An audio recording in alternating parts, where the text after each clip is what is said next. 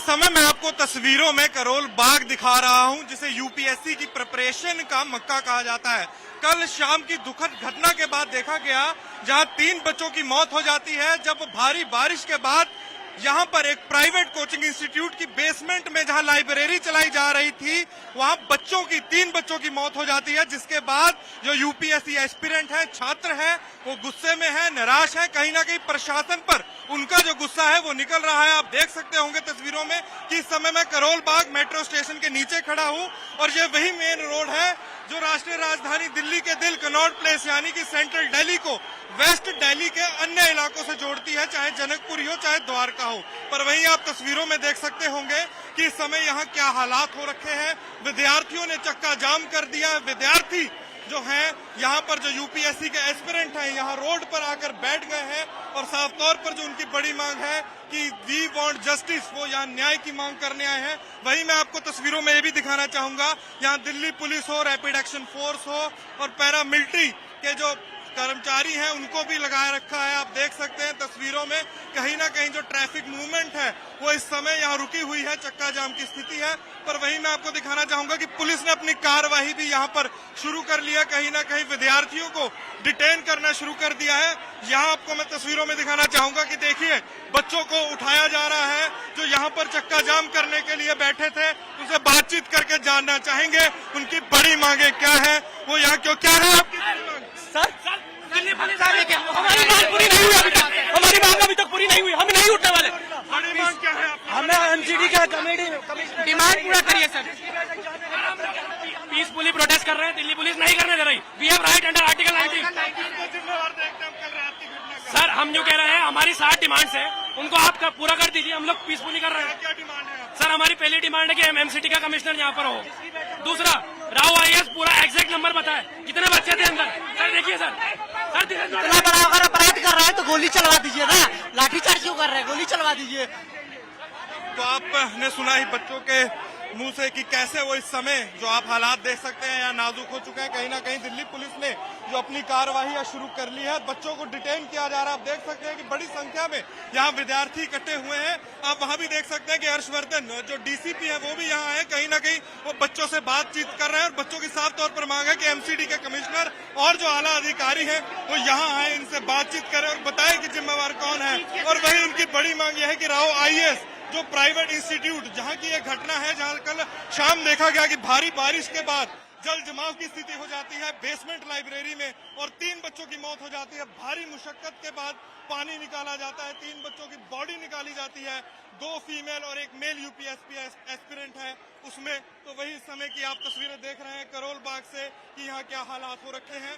बच्चों को डिटेन, चोरी करने आए, मर रहे हैं, उसकी भी आवाज उठाने की कोशिश कर रहे हैं, वो भी नहीं उठाने दी जा रही है। घुसाट के पहले घुसा के मारा जा रहा है। बेसमेंट में 4 साल से वैसे लाइब्रेरी चल रही थी, कोई नहीं बोलने आया। सबके पास बार बार एफआईआर जा रही है, बार बार बिल्डिंग नेशनल कमीशन। तो आप देख सकते हैं यहाँ पे क्या कहना चाहेंगे। देख सकते हैं कि यहाँ पर बच्चों को डिटेन करना शुरू कर दिया है दिल्ली पुलिस ने। वहीं मैं आपको तस्वीरों में भी दिखाना चाहूंगा कि इन्होंने देखिए बच्चों में गुस्सा है, बच्चों में उबाल आ गया है, बच्चों में गुस्सा है। देखिए आप तस्वीरें, बच्चे हूटिंग कर रहे हैं, स्लोगनरिंग कर रहे हैं। तो आप यही से समझ गए होंगे कि बच्चे किस तरीके से नाराज हैं।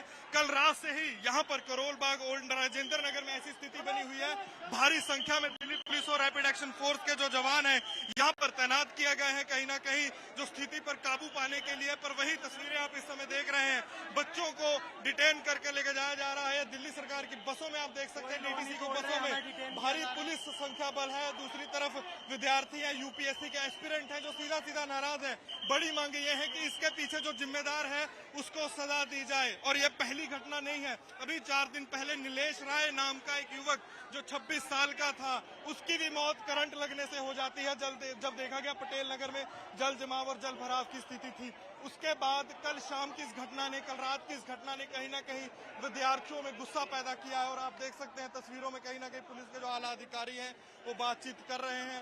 आप देख सकते हैं कि रैपिड एक्शन फोर्स है, एंटी राइट गियर के साथ यहाँ पर इकट्ठे हुए हैं, चाहे हेलमेट हो, एंटी राइट जैकेट्स हो, डंडे हो। कहीं ना कहीं आप देख सकते हैं कि विद्यार्थियों को पकड़ कर उठाया जा रहा है। आप देख सकते हैं एक विद्यार्थी के कपड़े क्या क्या कहना चाहें, क्या बड़ी मांगे हैं? पुलिस की तानाशाही है, क्या बोल सकते हैं इसमें? मांगे क्या है आपकी बड़ी? मांगे हैं कि सारी बेसमेंट में जितनी भी है कोचिंग चले उसको बंद करवाया जाए। एक मिनट रुक जाओ सर, बात तो करने दो सर। क्या हो गया? तो आपने सुना कि कैसे विद्यार्थियों की एक मांग ये भी है कि जो जितनी भी यहाँ बेसमेंट में कोचिंग इंस्टीट्यूट, लाइब्रेरी और अन्य जो काम चल रहे हैं वो भी बंद करवाए जाएं। आपको मैं दोनों तरफ की तस्वीरें दिखाना चाहूंगा इस रोड की।